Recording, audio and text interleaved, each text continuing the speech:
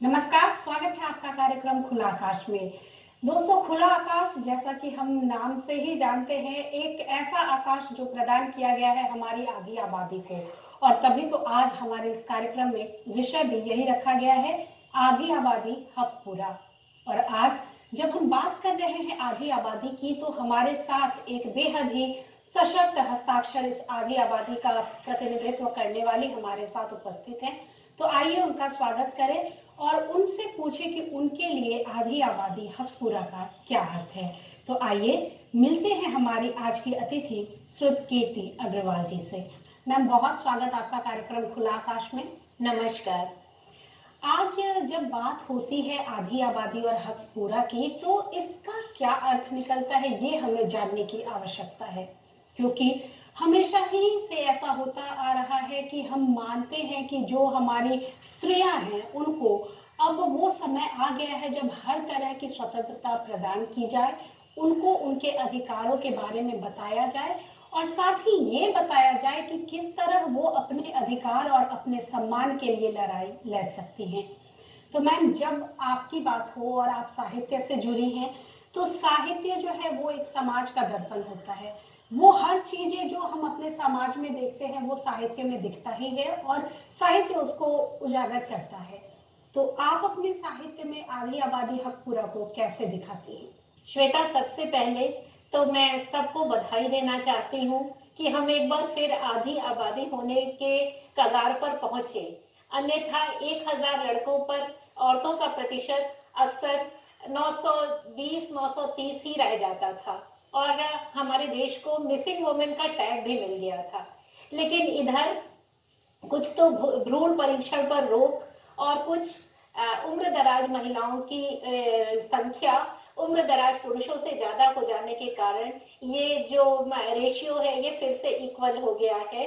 और वैसे हमारे समाज में से अभी भी बेटे की चाहत कम नहीं हुई है, क्योंकि जन्म दर 1000 पर 930 का ही है।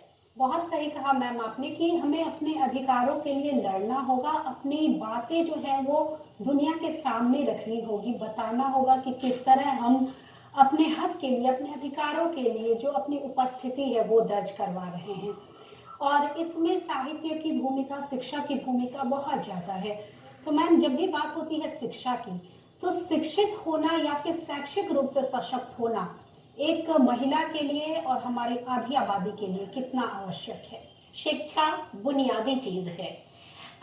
होता यह है कि एक शिक्षित महिला या एक शिक्षित पुरुष को का विजन बढ़ता है, उसको सारी दुनिया देखने का मौका मिलता है, उसको पता चलता है कि दुनिया में कहाँ क्या हो रहा है। इसके अलावा अपनी अस्मिता, अपने आप को पहचानना शिक्षा के ही माध्यम से हो पाता है। नहीं तो अक्सर अगर पढ़ाई लिखाई की कमी होती है तो लोग बहुत थोड़े से दायरों में सीमित रह जाते हैं। इसके अलावा शिक्षा लड़ना भी सिखाती है, शिक्षा हमें हमारे हक के बारे में भी बताती है। अगर आप कहें तो मैं इस पर अपनी एक छोटी सी रचना सुनाना चाहूंगी। जी जरूर।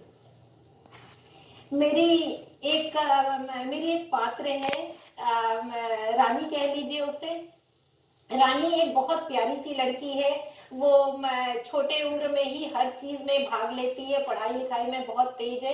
लेकिन कई बार ऐसा होता है कि लड़कियों का आगे बढ़ना समाज देख नहीं पाता है। उसके घर में, उसके संयुक्त परिवार में उसके ताऊजी से भी उसको उसके लिए भर्त्सना मिलती है।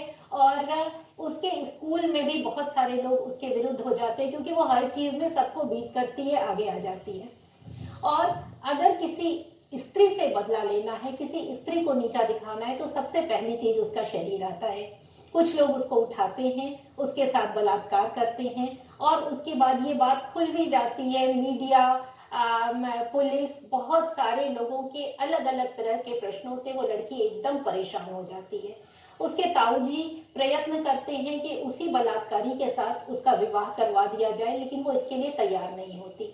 जितनी भर्त्सना, जितना परेशानी उसने सही है, उसकी वजह से वो लड़की अपने आप को एक कई खोलों के अंदर बंद कर लेती है और उसकी जिंदगी में सिर्फ पढ़ाई और सिर्फ पढ़ाई रह जाती है। वो पढ़ती है, वो परीक्षाएं पास करती है, वो बहुत ज़्यादा कॉम्पिटिशन्स में भाग लेती है और आईआईटी में उसका चुनाव हो जाता है। उसके बाद वो शहर, वो जगह उससे छूट जाती है।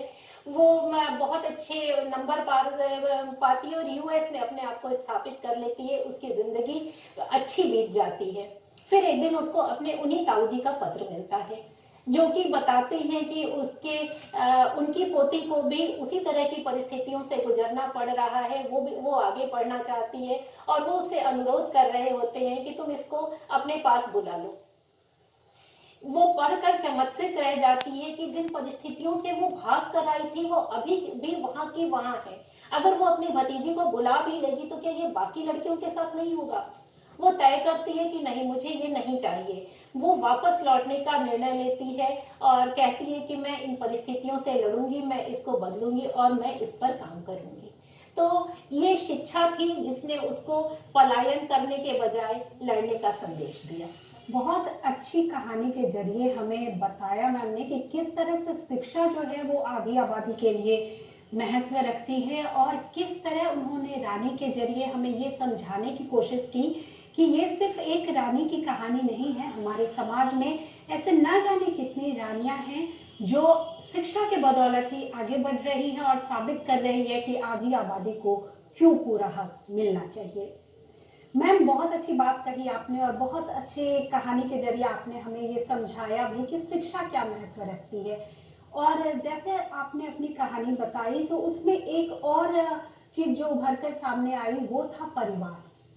तो जब भी बात आधी आबादी की होती है, महिलाओं की होती है, तो परिवार की उसमें क्या भूमिका है कि उन्हें आगे बढ़ा सके और उनके जो अधिकार हैं वो उनको दे सके। जहां तक परिवारों का सवाल है श्वेता, सोच में थोड़ा बहुत परिवर्तन आया भी है।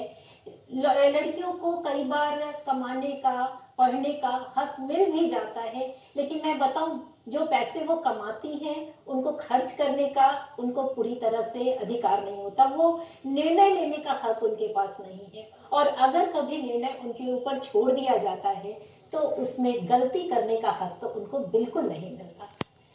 अगर आप कोई निर्णय लेते हैं वो सही हो सकता है, गलत हो सकता है, लेकिन लड़की को हर समय अपने आप को साबित करना होता है कि उसका निर्णय सही ही होगा। गलत होने पर दोबारा शायद मौका भी नहीं मिलता।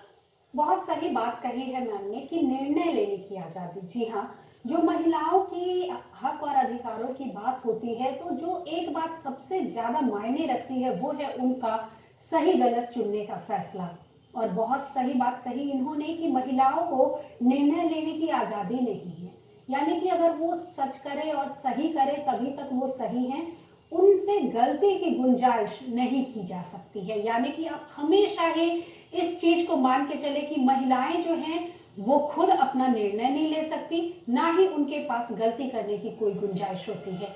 तो ये निर्णय लेने की जो आजादी है मैम, ये मुझे लगता है कि महिला सशक्तिकरण के लिए सबसे ज्यादा आवश्यक है। और जब तक हम निर्णय लेना ना सीखेंगे तब तक हम किसी तरह से सशक्त नहीं हो सकते। तो आधी आबादी हक पूरा के लिए जो एक मूल तत्व निकल के सामने आता है वो निर्णय लेने की स्वतंत्रता ही है। तो इसके लिए महिलाओं को किस तरह से आगे बढ़ना चाहिए? हाँ, निर्णय लेने की स्वतंत्रता सबसे पहली चीज है, क्योंकि मेरे ख्याल से कुछ कपड़े गहने खरीद पाना या चलिए उच्च वर्ग में फ्लैट पसंद कर लेना, गाड़ी खरीद लेना ही स्वतंत्रता का मतलब नहीं हो सकता है।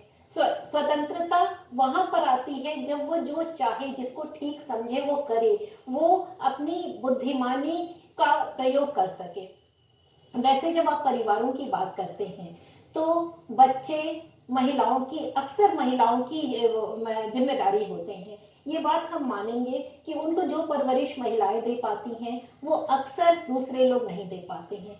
सो पारिवारिक जिम्मेदारियां उनके ऊपर होती हैं और ज्यादातर कामकाजी महिलाएं अपने परिवार को सबसे ऊपर रखती हैं। मैं इस चीज का समर्थन करती हूँ और हमेशा अगली पीढ़ी के बारे में सोचने के बाद ही अपनी कोई इच्छा पूरी करनी चाहिए स्त्रियों को। इस बात से तो मैं हमेशा वो करती हूँ। विचारों की आज़ादी एक ऐसी आज़ादी है जिसमें हम कह सकते हैं कि हमें ये पूरी स्वतंत्रता होती है कि हम अपने विचार किसी दूसरे के विचार से प्रभावित होकर ना लें या ना बनाएं। हमारा एक स्वतंत्र निर्णय होना चाहिए, हमारी एक स्वतंत्र सोच होनी चाहिए।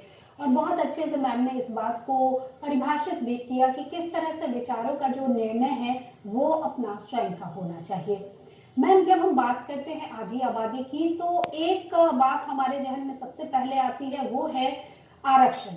और अभी जो जनप्रतिनिधि होते हैं, जैसे बहुत सारे हम ऐसे चुनाव देखते हैं जिनमें महिलाओं के लिए सीटें आरक्षित होती हैं, लेकिन चुने जाने के बावजूद भी वो जो जनप्रतिनिधि के रूप में महिलाएं होती हैं, उनके सारे काम या उनके सारे निर्णय उनके परिवार में जो पुरुष होते हैं, फिर वो उनके पिता हो, पति हो, वो ही लेते हैं। बैठकों में भी वो ही शामिल होते हैं। तो इस तरह का जो आरक्षण उन्हें दिया जाता है ताकि वो अपने विचार सामने ला सके या वो समाज में एक बेहतर अपने आप को प्रूव कर सके कि हाँ, मैं भी इस जन का प्रतिनिधित्व कर सकती हूँ। तो पुरुष उन्हें क्यों कमतर आंकते हैं और क्यों खुद ही उनके सारे निर्णय लेते हैं और उनकी जो पद होती है, प्रतिष्ठा होती है, उस पर भी पदस्थापित हो जाते हैं। आरक्षण हमारे यहाँ एक प्रयोग की तरह शुरू किया गया था, चाहे वो जाति आधारित हो या लिंग आधारित। जो लोग ज्यादा पिछड़े थे, जिनको तरक्की का अवसर नहीं मिला था, उनको एक छोटा सा पुशबैक देने के लिए आरक्षण की शुरुआत हुई थी। लेकिन बाद में ये जिसको आरक्षण मिला उसी के पास रह गया, जबकि मेरी ये अवधारणा है कि आरक्षण की सुविधा जरूरतमंदों को मिलनी चाहिए और ये जो इससे लाभान्वित हो चुके हैं सिर्फ उन्हीं को बार बार नहीं मिलनी चाहिए। मैं आपको बताऊं कि आपने जो कहा कि महिलाएं अपने घर के पुरुषों को बैठकों में और मीटिंग्स में शामिल होने के लिए मनोनीत करती थी, अब एक नया कानून आ गया है, उनको खुद जाना पड़ेगा। वो अपने स्थान पर किसी और को मनोनीत नहीं कर सकती। मेरे ख्याल से ये एक बहुत अच्छा निर्णय है सरकार का। इससे वो चीजों को जाने समझेंगी और जो एक उनके अंदर हिचक है उससे उनको छुटकारा मिलेगा। उनके अंदर अगर स्किल पैदा होगा तो आत्मविश्वास होगा और वो अपनी मीटिंग्स को, अपने काम को बेहतर तरीके से कर सकेंगी। दोस्तों, बात हम कर रहे हैं आधी आबादी की, तो यहाँ पे ये हमें जानना बहुत आवश्यक है कि हमारी जो आधी आबादी है उसमें दो वर्ग आपस में बटे हुए हैं। एक आबादी हमारी शहरी है तो दूसरी ग्रामीण। और जब भी बात ग्रामीण महिलाओं की आती है तो हम ये भूल जाते हैं कि उनके लिए अपने हकों और सम्मानों के लिए लड़ना ज़्यादा मुश्किल होता है, क्योंकि उनके पास शिक्षा का भी अभाव होता है और साधनों का भी अभाव होता है। तो मैम, जो ग्रामीण महिलाएं हैं वो कैसे अपने हक के लिए लड़े और कैसे आधी आबादी में अपनी उपस्थिति दर्ज कराए? हाँ, ये बात बिल्कुल सही है कि हमारी आबादी दो हिस्से में बटी हुई है, शहरी और ग्रामीण। लेकिन श्वेता, इसमें केवल स्त्री की ही बात करें क्यों करें, स्त्री और पुरुष दोनों ही आबादी तो शहरी और ग्रामीण, माने शहरी और ग्रामीण, उसमें बहुत गैप है। दोनों ही आबादी में बहुत गैप है। जो ग्रामीण स्त्रियां हैं वो अपने क्षेत्र में काफी काम कर रही हैं, लेकिन हाँ, शहरों में जो आजादी मिल गई है वो अभी ग्रामीण स्त्रियों को थोड़ी कम मिली है। पढ़ वो भी रही हैं, शहरों से छन छन के उनके पास भी बहुत सारी चीजें पहुंच रही हैं, लेकिन उस जगह पर आने में अभी उनको थोड़ा और समय लगेगा, थोड़ा और काम करना पड़ेगा उनके लिए। सही बात कही है कि ग्रामीण क्षेत्रों में भी अब महिलाएं जो है वो पढ़ रही हैं और उन तक भी सूचनाएं, जानकारियां तो पहुंच ही रही हैं। बस आवश्यकता है तो इस जो मौका आपको मिला है उसको आप एक बेहतरीन अवसर के रूप में चुनें और आगे बढ़ें। और शहरी महिलाओं की जब बात आती है तो बात आती है कामकाजी महिलाओं की भी। हालांकि महिलाएं ग्रामीण हो, घरेलू हो, कामकाजी हो, काम करना और 24 घंटे उनकी जो दिनचर्या होती है वो तो कामों में ही उलझी रहती ही है। लेकिन जब भी बात आती है दफ्तर जाने वाली महिलाओं की या ऐसी महिलाएं जो अपने घर के साथ साथ आर्थिक रूप से भी अपने परिवार को चलाती हैं, कामकाजी महिलाएं, तो उनके लिए भी बहुत सारी लड़ाइयाँ लड़नी अभी बाकी है, क्योंकि हर जगह वो प्रताड़ित होती हैं, उनका जो शोषण है वो होता ही होता है।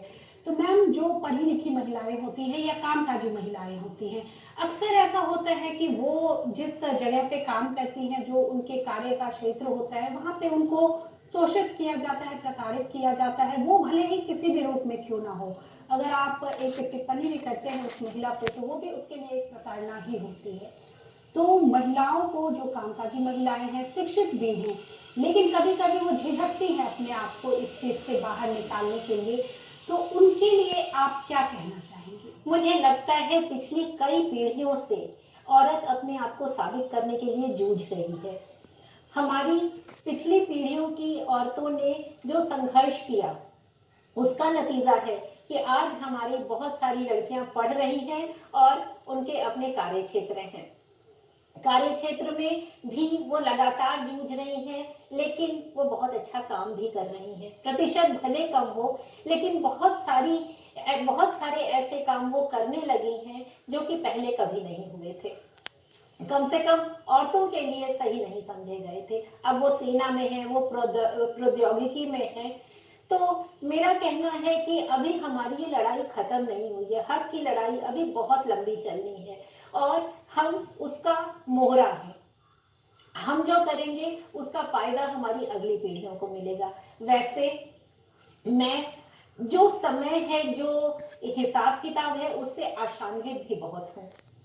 मैं आज की नारी के लिए अपनी एक रचना आपके सामने रखना चाहती हूँ। आज की नारी। बांध दुपट्टे में एक गांठ, आंखों में निश्चय की आंच।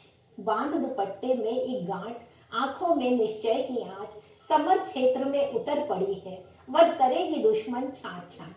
परेशानियों को भी दुश्मन कहते हैं, तो वध करेगी दुश्मन छांट छांट। अभिसारिका के अर्थ बदल गए, नारी के सभी विमर्श बदल गए। अभिसारिका के अर्थ बदल गए, नारी के सभी विमर्श बदल गए। रूप और यौवन से इतर बहुत कुछ, रूप और यौवन से इतर बहुत कुछ। सुंदरता के संदर्भ बदल गए, घर बाहर भूमिका बदल गई। जिजी विषा की अग्नि धधक गई, कभी समेट ना पाई उसको पोथी लिख लिख कलम थक गई।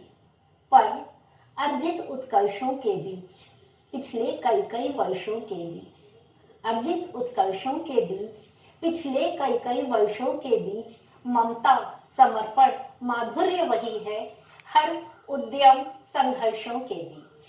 हर उद्यम संघर्षों के बीच। क्या खूब कविता कही है कीर्ति जी ने, और कितनी बखूबी से महिलाओं के जो हर पड़ाव है, हर संघर्ष की जो कथा है, उसको सामने रखती है इन्होंने। तो मैम, जब भी बात आप करती हैं कि आप महिलाओं के संघर्षों को अपनी रचनाओं में दिखाती हैं, लेकिन आप आज के तारीख में एक बेहद सफल साहित्यकार रही हैं, तो आपके जो खुद के व्यक्तिगत अनुभव हैं वो कैसे रहे हैं, जहाँ से आपने शुरुआत की थी वहाँ से लेके आज जहाँ पे आप हैं वहाँ तक? मेरी लेखकीय यात्रा कई पड़ावों पर रुकी, कई बार चल पड़ी।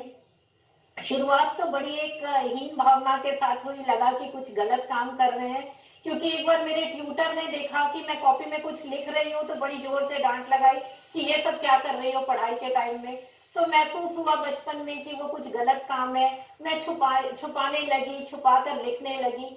फिर धीरे धीरे जब एक बार ऑल इंडिया रेडियो पर मेरा प्रोग्राम हुआ और लोगों ने पसंद किया तो थोड़ा सा कॉन्फिडेंस आया। फिर पारिवारिक जिम्मेदारियों में रुका चला, कई पत्रिकाओं ने मुझे छापा, सरिता वनिता जैसी राष्ट्रीय स्तर की पत्रिकाओं ने मुझे छापा। लेकिन उसके बाद फिर मेरा ये सफर रुक गया, क्योंकि बेटा छोटा था, पारिवारिक जिम्मेदारियां थी और मैंने अपने इस शौक को महत्व नहीं दिया था। लेकिन बाद में मुझे समझ में आया कि मेरी पहचान तो इसी से है। तो फिर मैं फेसबुक के कई ग्रुप्स से जुड़ी, बहुत जगह मैंने लिखना शुरू किया और सबसे मजे की बात यह है कि लोगों ने पसंद किया, मेरे विचारों को सराहा। जब कोई मेरे पास कमेंट में लिखता है कि मैं 80 साल का बूढ़ा हूँ, मुझे लिखने में दिक्कत होती है, लेकिन तुम्हारी रचना मुझे ऐसी इतनी पसंद आई कि मैं लिखे बिना रह नहीं पा रहा हूँ, तो मुझे लगता है कि मैंने जो कुछ भी किया, मेरा जो भी संघर्ष रहा, उसका प्राप्य मुझे प्राप्त हो गया है। दोस्तों, जाना आपने कि किस तरह से स्रोत कीर्ति जी ने अपने जीवन में जो इनकी पसंद थी साहित्य को लेकर, या जो इनकी रुचि थी, उसमें ये आगे बढ़ी और पूरी पारिवारिक जिम्मेदारियों को संभालते हुए भी अपने शौक को जिंदा रखा और आज यहाँ तक पहुंची हैं।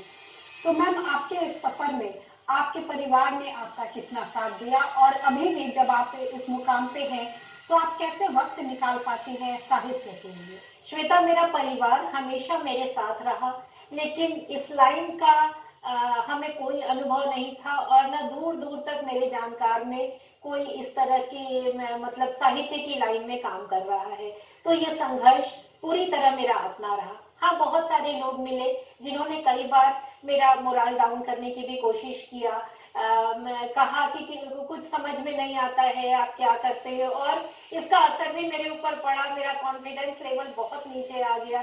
लेकिन जब मैंने सीरियसली लिखना शुरू किया और लोगों तक अपनी रचनाएं पहुंचाई, तो उनका जो प्रतिक्रिया आई, उन्होंने जो मेरा उत्साह बढ़ाया, उससे अब मुझे लगता है कि मेरे कॉन्फिडेंस में वृद्धि हो चुकी है।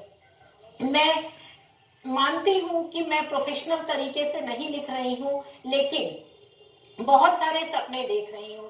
बहुत सारी चीजें, नई नई चीजें, पॉडकास्ट है या अलग अलग जगह पे मेरी रचनाएं पहुंचे, मैं इसके सपने देख रही हूँ और भरसक इसके लिए काम कर रही हूँ। मैं पढ़ रही हूँ, मैं बहुत सूक्ष्म दृष्टि से लोगों के चेहरे पढ़ती हूँ, लोगों की जिंदगी पढ़ती हूँ, उसके पीछे देखने की कोशिश करती हूँ कि वो कैसे सोचते हैं, वो क्या करते हैं, किन परिस्थितियों में एक आदमी क्या निर्णय लेता है, और इन सब चीजों का असर मेरी रचनाओं पे आता है। दर्शकों, सुना आपने कि किस तरह से श्रुतकीर्ति जी ने अपने साहित्य के सफर को जारी रखा और अपनी जो रुचि है उसको कायम रखते हुए न सिर्फ अपने विषय में बल्कि समाज की सारी कुरीतियों को भी जिस तरह से अपनी रचनाओं में उन्होंने उकेरा है वो बहुत ही सराहनीय है।